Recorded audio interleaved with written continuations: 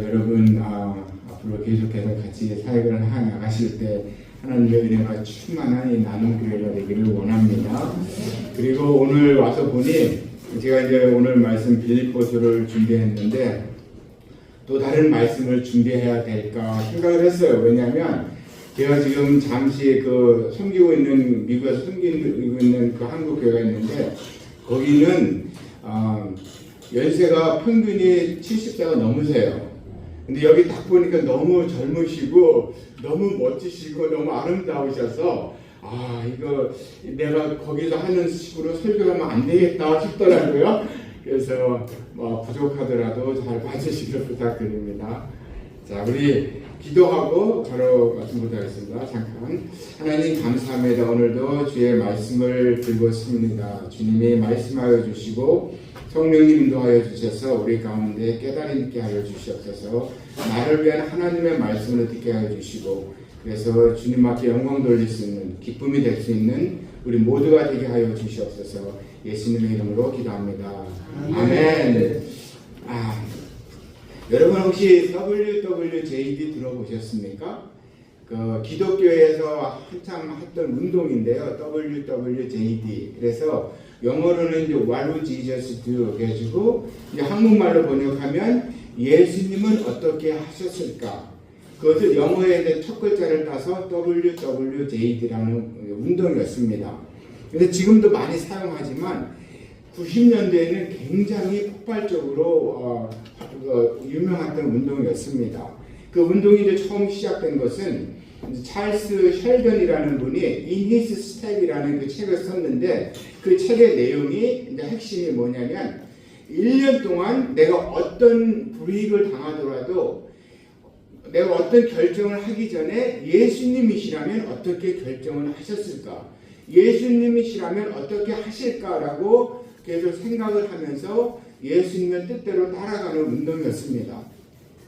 굉장히 폭발적으로 운동이 시작돼서 많은 사람들이 예수님과 동행하고자 하는 그런 운동이었죠. 그런데 아무리 좋은 것도 지나치면 이렇게 좀 부정적인 것들이 일어나지 않습니까? 근데 이 운동이 너무 왕성하게 너무 활동적이었는데 이 운동이 잘못 변질돼서 크리스천 패션이 됐습니다. 무슨 말인가 하면 WWJD라는 그런 단어가 내 몸 안에 없으면 완전히 믿음이 없다는 식으로 취급이 된 거예요. 그래서 WWJD라는 팔찌가 생겼고 WWJD라는 목걸이가 있어야 됐고 WWJD가 있는 티셔츠를 입어야 됐고 차에 범퍼 스티커나 모든 것에 WWJD가 있어야만 믿음이 있구나 이렇게 인식이 되는 거였습니다. 그래서 이제 남에게 예수님을 따라가는 그 운동이 잘못 변질돼서 남에게 보여지는 운동이 된 거예요. 그래서 이제 일부 사람들이 이 운동을 이대로 하면 안 되겠다 싶어서 자제를 하게 된 것이죠. 근데 그 질문만은 얼마나 좋습니까? 예수님이시라면 어떻게 하셨을까? 이렇게 우리가 모든 삶에서 모든 부분에서 이렇게 질문을 하면서 우리가 살아갈 수 있다면 정말로 예수님을 따라가는 올바른 제자가 될 수 있는 것이죠. 제자라는 단어도 사실 배우는 자의 뜻입니다. 그래서 예수님처럼 행동하기를 원하고 예수님처럼 말하고 예수님처럼 생각하기를 원하는 그런 제자의 모습을 가질 수 있는 그 질문이 저는 너무나 귀하다고 봅니다. 그래서 오늘 말씀을 우리가 빌립보서 2장 12절부터 읽었는데 이 앞에 바울이 뭐라고 하냐면 너희는 그 마음을 품으라 곧 그리스도 예수의 마음이니 이렇게 나옵니다. 그러면서 5절부터 8절까지 성육신에 관해서 이제 설명을 합니다. 그리고 오늘 말씀에서 이제 12절에 그러므로라는 접속사로 시작합니다. 근데 앞에 나오는 내용을 받는 거죠. 너희는 그리스도 예수의 마음을 품으라. 그러므로 예수님처럼 하나님께서 사람으로 오신 그 예수님처럼 지극히 겸손하시고 지극히 낮아짐으로써 이러한 일을 하라고 오늘 본문에 명령을 합니다. 근데 두 가지를 명령하는데 결론부터 말씀드리면 첫 번째는 두렵고 떨림으로 구원을 이루라는 것이고 두 번째는 모든 일에 함에 있어서 불만과 시비를 없이 하라는 것입니다. 너희는 그리스도 예수의 마음을 품으라. 예수님처럼 지극히 겸손하고 예수님처럼 지극히 섬김으로 너희가 해야 되는 일이 있는데 그것은 바로 두렵고 떨림으로 구원을 이루라. 그리고 두 번째로는 모든 일에 함에 있어서 원망과 시비가 없이 하라는 것입니다. 자, 그래서 그 두 가지를 오늘 좀 보도록 하겠습니다. 먼저 이제 구원을 보면 12절에 보면 그러므로 나의 사랑하는 자들아 너희가 나 있을 때뿐만 아니라 더욱 지금 나 없을 때에도 항상 두렵고 떨림으로 너희 구원을 이루라 이렇게 말합니다. 이게 바울이 있을 때뿐만 아니라 바울이 없을 때 지금 같이 없잖아요. 바울이 없을 때는 오히려 더욱더 바울이 지금까지 가르쳐 온 것처럼 두렵고 떨림으로 구원을 이루라.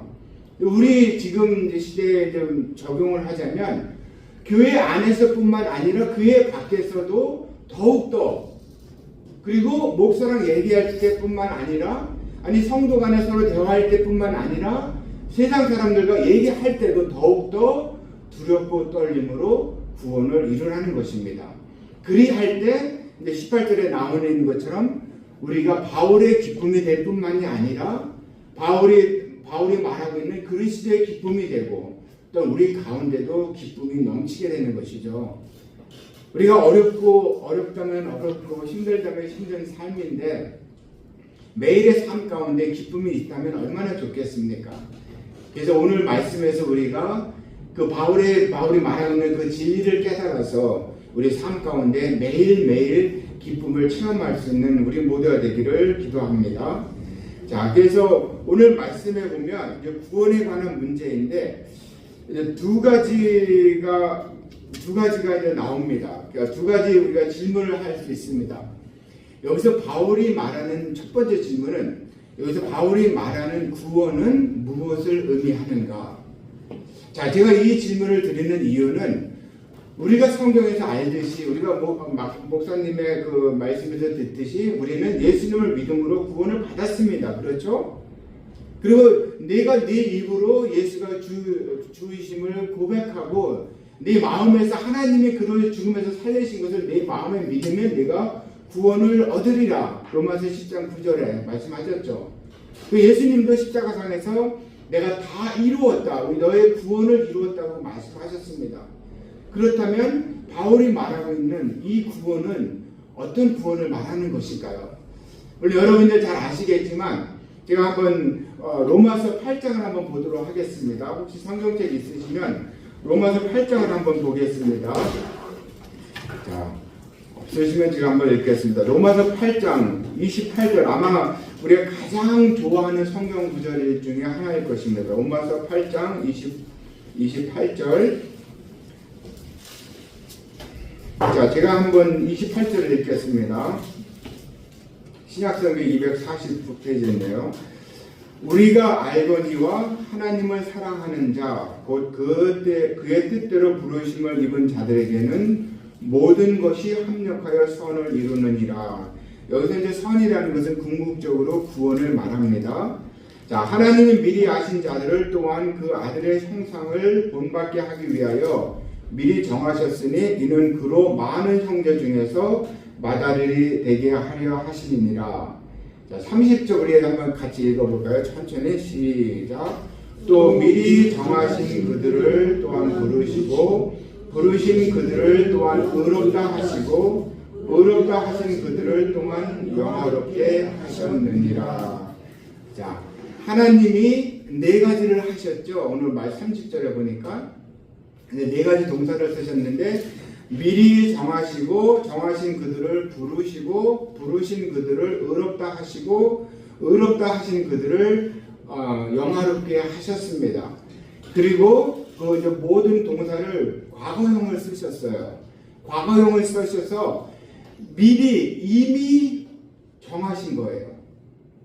창세전에 이미 정하시고 정한 자를 이미 부르셨고 부르신 자를 이미 거기서 의롭다고 칭하시고 또한 이미 영화롭게 하셨습니다. 하나님이 하나님의 주권 가운데서 창세전에 택한 하나님의 백성들을 그의 뜻대로 부르심을 입은 자들을 하나님을 지극히 사랑하는 그 자들을 하나님이 정하시고 부르시고 의롭다 칭하시고 영화롭게까지 하셨습니다. 자, 여기서 두 번째 질문을 제가 잠깐 한번 드리고 다시 오겠습니다. 두 번째 질문은, 첫 번째는 구원이 무엇인가요? 두 번째 질문은, 그러면 하나님이 창세전에 택하시고 영화롭게까지 하셨다면 그 구원에 우리의 역할은 무엇일까? 자, 이게 이제 두 번째 질문입니다. 하나님이 주권 가운데 택하셨고 부르셨고 의롭다 하시고 영화롭게까지 다 이미 이루셨다면 우리가 할 일은 무엇인가? 전도할 필요 없잖아요. 하나님 다 하시니까. 가족을 위해서 우리가 기도할 필요도 없겠죠. 하나님 다 하시면. 그럼 정말로 우리가 할 일은 아무것도 없는 것인가? 자, 창세기 15장에 이제 이런 말이 나옵니다. 뭐 찾으실 필요는 없으십니다. 찾으셔도 좋고요. 창세기 15장에 보면 아브라함이 이제 그 하나님 앞에 이제 이렇게 불평을 나타냅니다. 아브라함이. 왜냐하면 아브라함은 하나님이 내가 너를 택하였고 내가 너를 축복 복 주신다고 이제 말씀하시니까 아브라함이 하는 말이, 하나님 복 주는 건 좋은데 내게 아들을 준다고 하지 않았습니까? 근데 왜 10년이 지나도록 아들을 안 주십니까? 합니다. 그러니까 여호와 하나님께서 아브라함을 데리고 밖으로 나가십니다. 그러면서 하늘에 있는 무수한 별들을 가르치면서 네가 셀 수 있겠느냐? 너의 자손이 저 하늘에 있는 무수한 별처럼 되리라, 이렇게 여호와 하나님께서 아브라함에게 말씀하십니다. 이게 창세기 15장 6절에서 아브라함이 여호와 하나님의 그 말씀하신 것을 믿으니 하나님께서 그를 그의 의로 여기셨습니다. 자, 잘 들으셔야 됩니다. 하나님께서 아브라함에게 의롭다고 칭해 주신 것입니다. 언제? 아브라함이 여호와 하나님의 말씀을 믿으니. 자, 이것이 아브라함이 믿은 것이 조건이 돼서 하나님이 의롭다고 칭한 것이 아니고요, 동시에 일어난 것입니다. 왜냐하면 제가 말씀드렸죠. 하나님께서 의롭다고 칭한 것은 이미 아브라함을 택하셨을 때 이미 과거로 썼죠. 이미 의롭다고 칭했는데 아브라함이 고백할 때 그때서 비로소 하나님이 이미 의롭다고 칭한 것을 그 의로움을 체험하는 것입니다. 결국은 동시에 일어나는 것이고요. 결국은 하나님이 함께 주권적으로 100% 하나님이 하신 것이고, 또한 100% 아브라함이 고백을 함으로써 하나님이 이미 의롭게 칭한 것을 체험하는 것입니다.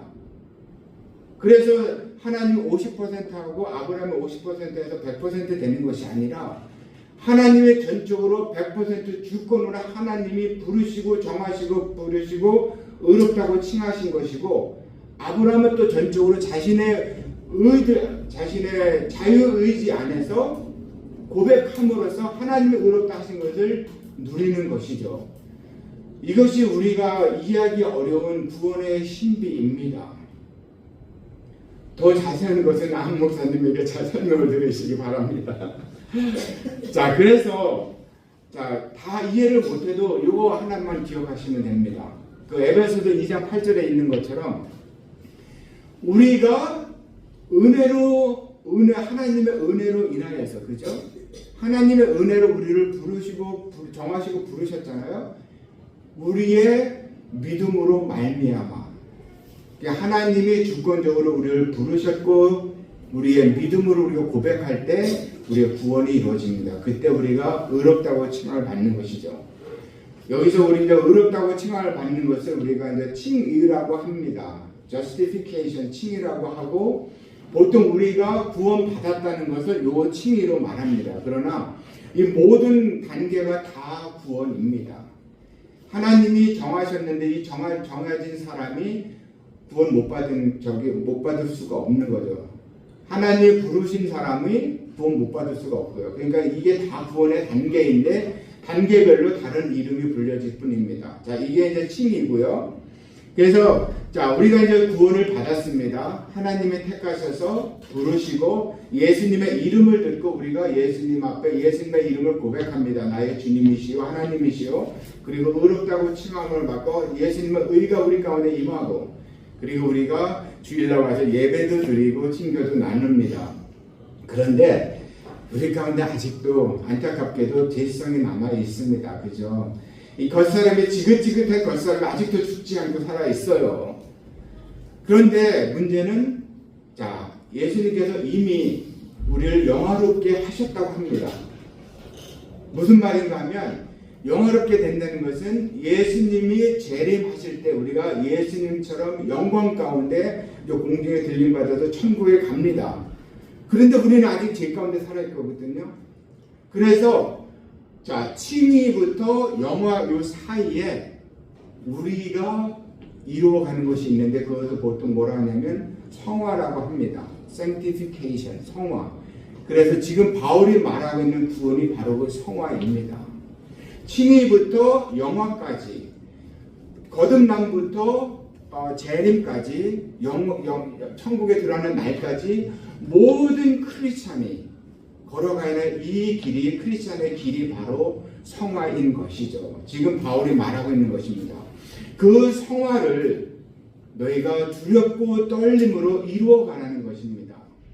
매일매일 말씀을 묵상하면서 예수님처럼 닮아가고자 노력하는 것을 하라는 것이죠. 우리가 로드맷을 오늘 마지막으로 들었듯이 영적인 부모가 되는 그 과정을 거쳐가는 것이 우리 크리스찬 삶 가운데 계속 이루어야 된다는 것입니다. 성령의 열매를 맺어야 된다는 것이죠. 언제까지 우리가 영화롭게 하나님과 예수님과 더불어서 천국에 가는 그 날까지 이 땅에서 우리는 두렵고 떨림으로 그 성화의 과정, 그 구원을 이루어 가야 됩니다.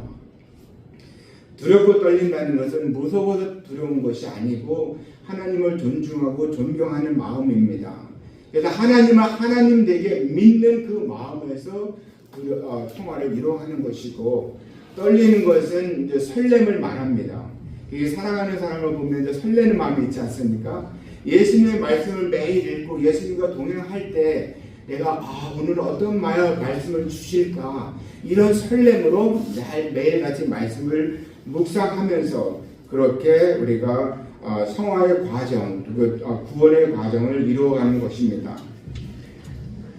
자, 우리가 이제 여기까지 봤어요. 그래서 두 가지 바울이 명한 그 두 가지 중에서 두렵고 떨림으로 너희 구원을 이루어가는 것을 보았고 두 번째로 나오는 것이 뭐냐면 모든 일에 있어서 원망과 시비가 없이 하라고 나옵니다. 모든 일에 원망과 시비가 없이 하라.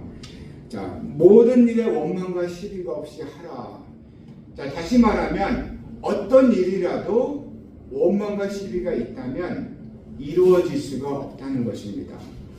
원망이라는 것은 불평하는 것을 말합니다. 그리고 시비라는 것은 내가 트집 잡아서 논쟁하는 것을 말하는데 건설적인 논의가 아니라 그냥 트집을 잡아서 반대하기 위해서 반대하는 논쟁입니다. 그래서 모든 일에 있어서 원망과 시비가 있게 되면 교회가 서로 상처를 주게 되고 분열이 일어날 수밖에 없습니다. 어떤 일도 교회 사역이 이뤄낼 수가 없어요. 그래서 모든 일에 그러한 것이 없이 하는 것은 어떤 일도 원망과 시비가 있으면 교회 사역이 되지 않기 때문입니다. 15절에서 그 이유를 설명합니다. 왜 우리가 원망과 시비가 없어야 돼야 되냐면 교회 사역에서 원망과 시비가 없을 때 비로소 우리 교회가 흠이 없는 이 어두운 세상에서 흠이 없는 빛의 역할을 감당합니다. 우리가 지역사회에서 선교도 하고 전도도 하죠. 그리고 구제 사역도 합니다.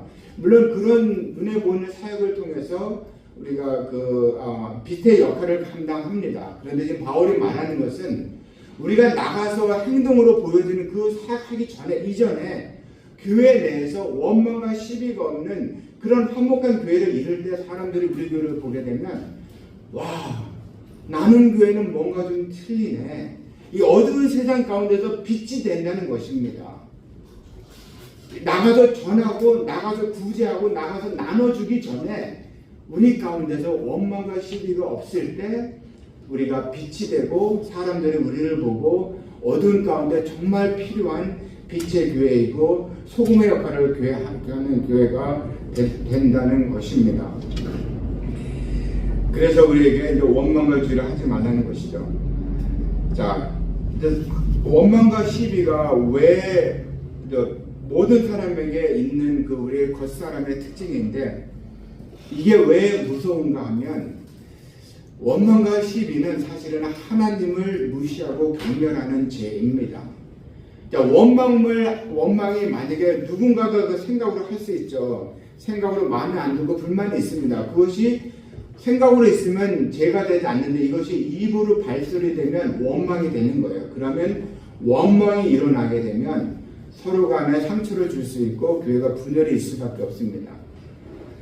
우리가 이제 출애굽기나 민수기 보게 되면 민수기 15장에 주로 많이 나오는 말씀인데 이제 하나님께서 이스라엘 백성들을 애굽 땅에서 구원해 주셨습니다.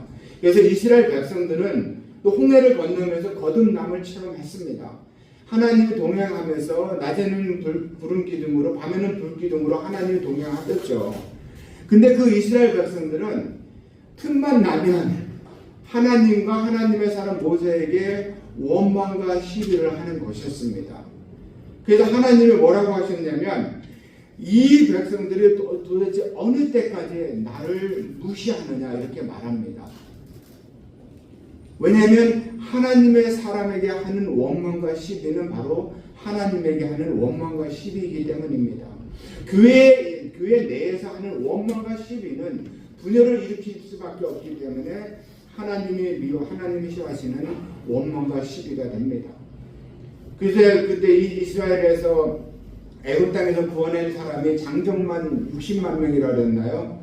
그러면 어린이 치고 여자분 치고 노약자까지 치면 200만 명이 넘는 사람이었는데 그들의 원망과 시비로 인하여서 200만 명 중에서 단 한 명도 가나안 땅에 들어가지 못했습니다. 이렇게 원망과 시비가 커다란 죄가 될 수 있다는 것입니다. 문제는 원망과 시비가 그걸 하는 사람들이 본인이 그것을 한다는 것을 모릅니다. 그냥 무심코 던지는 말이거든요. 얼마 전에 제가 섬기는 이제 시골 노인교회에서 어느 권사님이 저희 와이프에게 그랬답니다. 그 권사님은 한 80대 되셨죠? 80대 이제 평균 나이입니다. 그 권사님이 우리 와이프에게 하는 말이 저 반주자는 한 40대 50대 됐어요. 저 반주자는 좀 차갑지 그러더랍니다. 그래서 이제 와이프가 그렇겠죠. 왜요 권사님 왜 그러세요? 그랬더니 아니 나를 보고 도대체 아는 척을 안 해. 왜냐면 그게 이제 서운한 거예요. 좀 먼저 와서 자기는 그래도 고참 할머니인데 먼저 와서 아는 척을 해주면 좋겠는데 아는 척을 하고 왜냐면 반주가 처음 하시는 분이라 바쁘시거든요. 잘 모르시니까. 그러니까 분주하게 하는데 그 틈을 내서 와서 좀 아는 척을 먼저 해줘야 되는데 그게 안 해줬다고 서운하다는 거죠.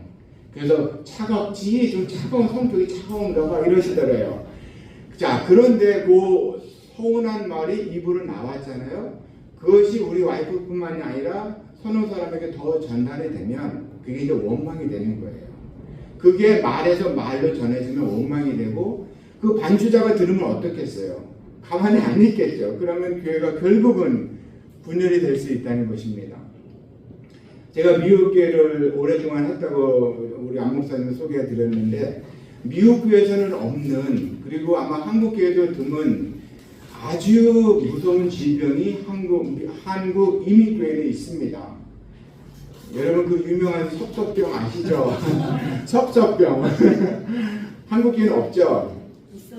있어요? 나는 교회는 없죠? 다 아시지만 그 미국 교회는 제가 한국 교회 미국 교회를 하다가 섭섭병이 없어요. 미국 교회는 다른 어려움이 있어요. 뭐 나중에 시간 되면 알겠지만. 근데 이제 한국 교회를 갔는데 아주 짧은 3년, 4년을 사역했는데 미국 교회에서 15년 사역한 것보다 더 많은 제가 느끼겠더라고요. 왜 이민교회가 어려웠는지. 그래서 이제 생각을 해봤어요. 왜 한국 이민교회는 섭섭병이 이렇게 많은 데일까? 왜 이렇게 힘들까? 생각을 해봤는데, 이제 지금은 좀 이민 컬처가 좀 바뀌어졌죠. 근데 80년대, 90년대만 해도 이제 한국 분들이 이민을 많이 갔지 않습니까? 그러면 이민을 가게 되면 사실 한국에서 무슨 일을 하더라도 아무리 서울대 교수라도 상관이 없어요. 왜냐면 일단 가면은 영어가 안 되고 돈이 있어도 그 돈을 활용할 줄 모르고. 그러니까는 그 당시에 무조건 이민을 가면 다 막노동 수준의 일을 해야만 됐습니다. 돈이 있으면 리코어 스토어를 하든지 아니면 세탁소를 하든지 아니면 청소 일을 하든지 다 휴가 없이 베케이션 없이 그냥 막노동 수준의 일을 해요. 근데 하루도 못 쉬고 주일날 하루만 쉬죠. 그냥 매일같이 일을 하면서 휴가도 못 내고 그렇게 해서 자녀들을 잘 교육을 시킵니다. 그래서 20년, 30년, 40년을 그렇게 뼈 빠지게 일을 하고 나서 자녀들은 다 좋은 직장을 갖고 뭐 출가를 했죠. 근데 돌아켜 보니까 자기 남은 거는 덩그런 집 한 채 남아 있어요. 그리고 이제 70, 80가 돼서 몸이 이제 다 약해지고 아픈 자신의 몸만 남은 겁니다. 8, 90년대 이민 온 분들은 대부분이 그래요. 이제 그분들이 일주일에 한 번 한인교회를 가요. 한인교회를 가면 평생 동안 영어 못한다고 무시받았죠. 죽어라고 뼈 빠지게 일만 했죠. 자녀들도 출가하고 나면 집에 잘 오지도 않아요. 바쁘다고. 그러면 얼마나 외로워요. 얼마나 이게 안타깝습니까? 그러니까 교회에 와서 조금 위로받고 싶은 마음이 있는 거예요. 기대치가 있는 거예요. 근데 교회에서는 또 해준다고 이렇게 모신다고 모시지면 그게 다 안 되잖아요. 그래서 제가 한번 한인교회를 할 때 이제 노인들이 이렇게 쭉 앉아 계시면 가서 와이프랑 같이 가서 90도로 인사를 합니다. 식사 맛있게 하십시오. 식사 맛있게 하십시오. 90도로 인사하고 그분이 어떤 환경에 있는지를 제가 캐치를 해서 말씀을 해드려야 돼요. 그리고 그 자녀가 어떤 환경에 있는지를 알고서 한 말씀을 해드려야 돼요. 그걸 못 해드리고 그냥 식사하십시오, 안녕하시죠 이렇게 지나가면 저 사람한테는 자녀에 대해서 물어보고 그건 나한테는 안 물어보지 서운해하세요. 그리고 혹시라도 이제 뭐 어디 나가셔서 이제 교회를 한 주 안 나오시잖아요. 그럼 당장 전화를 해야 돼요. 근데 또 신방 오시는 건 또 싫어하세요. 신방은 오지 마. 그 대신 관심을 가져달라는 거죠. 그래서 이제 섭섭병이 왜 들었는지는 이해는 가는데 이제 그게 이제 그분들도 그럴 수밖에 없는 환경이죠. 왜냐하면 외롭고 힘들고 고생하셨으니까. 근데 이제 그것이 섭섭병이 말로서 입으로 드러나면 그게 원망이 되는 것이고 섭섭병이 서운함이 드러나서 다른 사람에게 해코지되는 말을 하게 되면 그것이 시기가 되고 질투가 돼서 결국은 교회가 분열이 일어날 수밖에 없다는 것입니다. 그러니까 제가 교회 갈 때마다 이런 설교할 때마다 당부하는 것은 제발 교회에서 절대로 부정적인 것은 수군대지를 말아야 됩니다. 내가 여기서 수군대면 저 사람이 봐요. 집사님 보고서 내게하나 이래요. 아닌데도 그러니까 무조건 부정적인 것은 절대로 입에도 담지도 말고 수군대지를 말아야 돼요. 그리고 오해가 있더라도 그 오해를 풀기 위해서 굳이 쫓아다니면서 설명 안 하셔도 돼요. 왜냐하면 시간이 지나면 오해가 풀어지고 그분이 오해했던 분이 오히려 미안해서 찾아와서 이렇게 사과할 겁니다. 그 오해를 푼다고 쫓아가서 뭐 오해를 뭐 풀고 뭐 이런다고 풀려지는 것도 아니고 서로 상처만 돼요. 그래서 제가 당부합니다. 시기와 원망과 시기는 정말로 하나님을 무시하고 하나님을 경멸하는 죄입니다.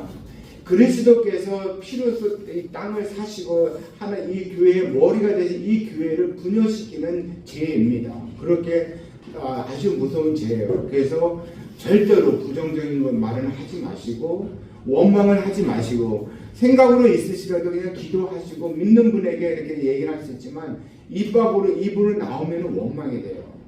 그렇게 하시고 그냥 참으시기를 부탁드립니다. 왜냐하면 조금 섭섭하고 조금 손해보더라도 받은 게 많잖아요. 우리는 이미 예수님 분을 또 받은 게 이렇게 많은데 조금 손해보면 어떻습니까? 하나님이 또 채워주실 줄 믿습니다. 근데 어떤 분이 그러시더라고요. 그러면 목사님 교회에서 한마디 말도 하지 말아야 됩니까? 아니 내가 오해받았는데 억울해서 어떻게 해요? 따질 건 따져야 되지 않습니까 목사님? 그리고 안에 서로 얽힌 거는 풀어야 되는 거 아닌가? 아니요. 안 풀어도 돼요.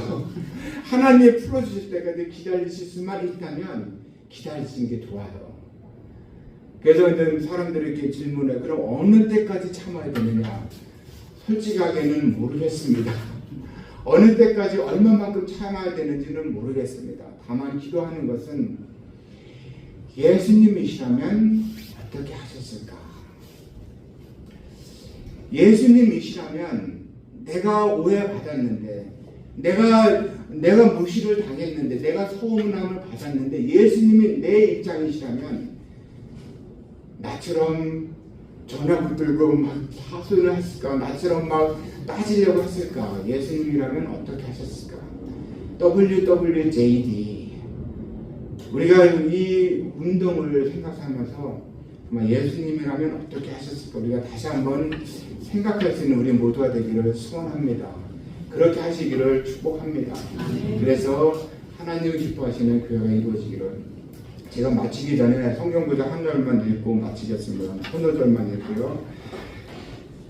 자,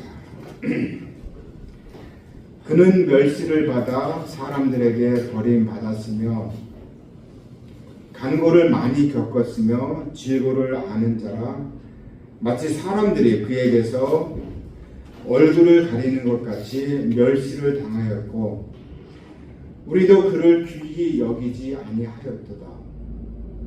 그는 실로 우리의 질고를 지고 우리의 슬픔을 당하였거늘 우리는 생각하기를 그는 징벌을 받아 하나님께 맞으며 고난을 당한다 하였노라. 그가 찔림은 우리의 허물 때문이요 그가 상함은 우리의 죄악 때문이라.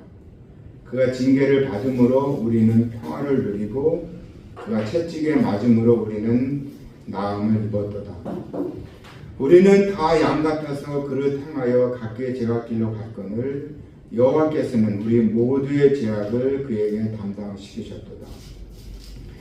그가 곤욕을 당하여 괴로울 때에도 그의 입을 열지 아니하였으며 마치 도살장으로 끌려가는 어린 양처럼 털 깎는 자 앞에서 잠잠한 양같이 그의 입을 열지 아니하였도다.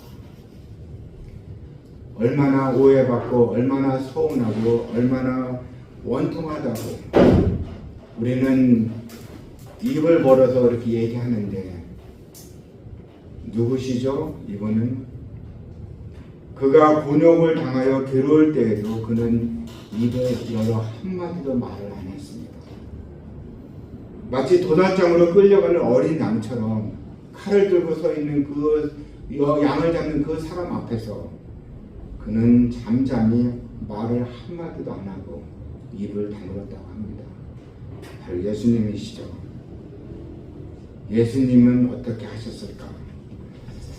하나님 감사합니다. 오늘도 하나님의 귀한 말씀을 주셔서 정말 우리 삶 가운데 주님의 함께 하심을 보게 하십니다.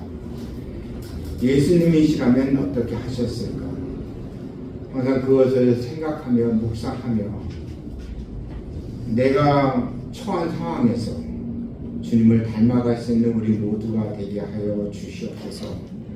내가 입을 벌려서 말을 할 때마다 은혜의 말이 나오게 도와주시고 서로를 격려하는 말이 나오게 도와주시고 남을 나보다 낮게 여기는 말이 나오게 하시고 서로를 칭찬하게 하여 주셔서 그래서 우리 교회가 이 나눔 교회가 세상 사람들을 볼 때 정말로 빛이 되는 귀한 교회로 축복받도록 주님 인도하여 주시옵소서. 이렇게 다짐하는 주의 종들 축복하여 주시고 하나님의 마음껏 사용하여 주셔서 이 교회를 통하여서 하나님의 뜻을 이루시고 이 지역에서 빛과 소금의 역할을 감당하는 주님의 귀한 교회로 사용하여 주시옵소서. 감사드리며 우리 주 예수님의 이름으로 기도드립니다. 아멘.